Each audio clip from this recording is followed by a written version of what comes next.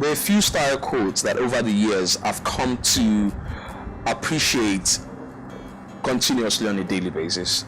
I'm going to share with us a few of those quotes that I've come to live by, and which I encourage some of you that think dressing for success is critical and key to your everyday success as you go out in the marketplace. One of them is that people see you before they hear you. We can also say that perception governs the world. How does perception govern the world? How is the quote relevant to you? I will tell you, just allow me.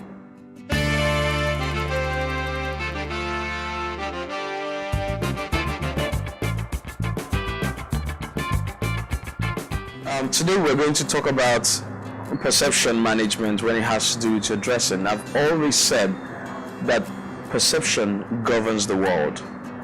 And then I hear people say that that would be very unfair when you say that perception governs the world. What happens to reality? Let's paint a scenario. It's a very simple one. Two gentlemen, they're done with work. It's past 6 p.m., it's 7 p.m. They decide to go to a bar. They walk into that bar. Mr. A had gone and changed and is wearing something more comfortable. It could be a check shirt, it could be a paisley shirt, it can even be a t-shirt. Let's go with a t-shirt.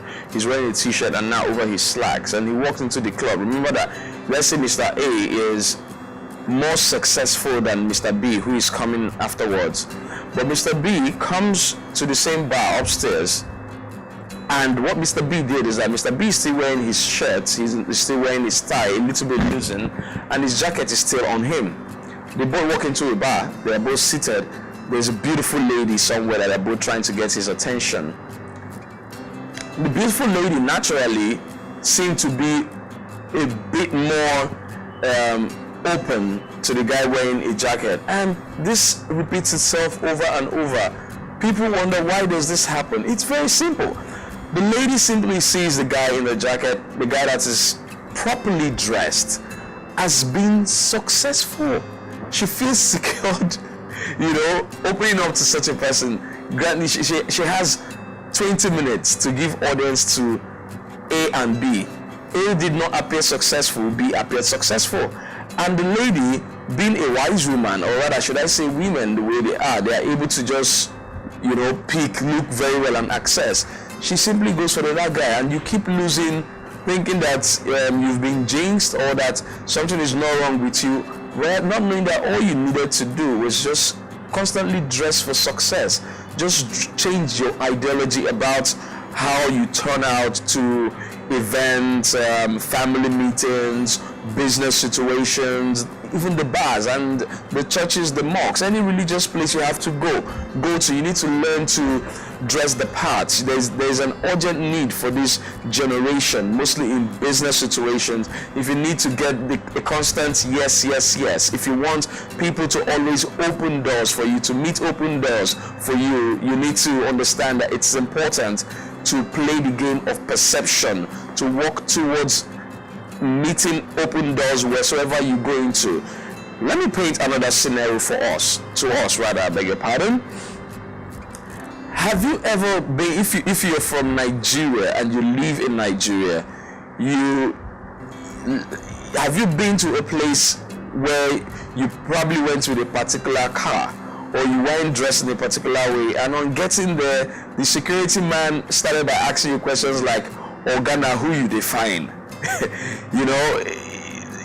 But some other time, he might even go to tell you that Organo Day. You say you want to see the Organ, he might tell you that Organo Day.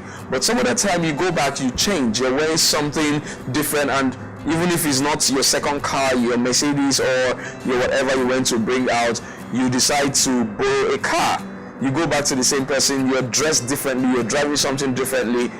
The security man does not ask you Organa, who you define. He starts by saying, "Oga, welcome."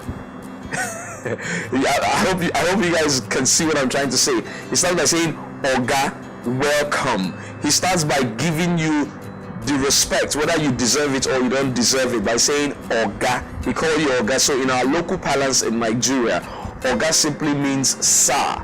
So he addresses you, "Sir, you are welcome."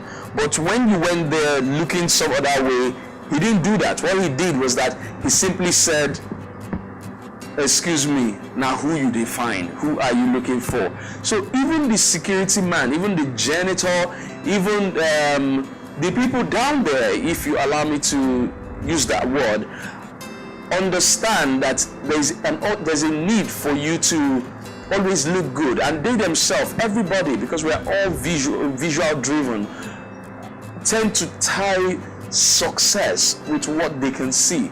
They tend to say, I agree that it's probably not correct, it's not the best approach in life, but let me also say that we are human beings.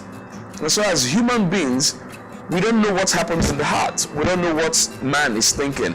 It's only God that sees the heart of man. As human beings, we see the outward. So it's not wrong for people to judge you the first 5 seconds when you walk into an office, you walk into an interview place, you walk into a new relationship place where you intend to kick off a relationship, but then people are staying away from you or people are giving you cold shoulders.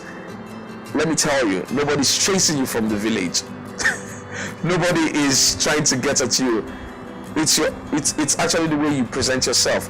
And I'd like to tell you that if you want to keep getting yes in new places, new open doors, new relationships, you just need to change the way you dress. You need to change people's perception about you.